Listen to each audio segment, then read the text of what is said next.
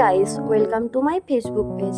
তো তোমরা সবাই জানো কালকে ছিল জামাই ষষ্ঠী আর আমাদের বাড়িতে করা হচ্ছিল জামাই ষষ্ঠীর আয়োজন। তো তার কিছুটা মুহূর্ত তোমাদের সাথে শেয়ার করলাম।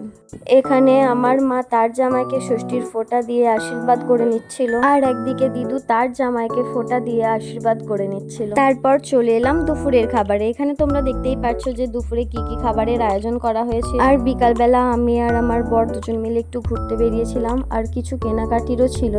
আর অল্প জল হলেই আমাদের এখানে রাস্তা পুরো ডুবে যায়।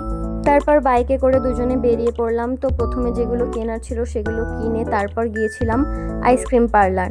এটা মনে হয় 1 মাস হয়েছে ওপেন হয়েছে, আর আমার আইসক্রিম খেতে খুব ভালো লাগে, তাই চলে এলাম আইসক্রিম পার্লার।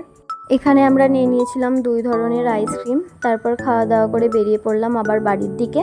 আর এখানে আমি নিয়েছিলাম গুড ভাইবসের একটা নাইট ক্রিম, একটা ফেস ওয়াশ আর একটা কেয়া সেটের সিঁদুর। তো গাইস, আজকের মতো টাটা, দেখা হচ্ছে নেক্সট ভিডিওতে।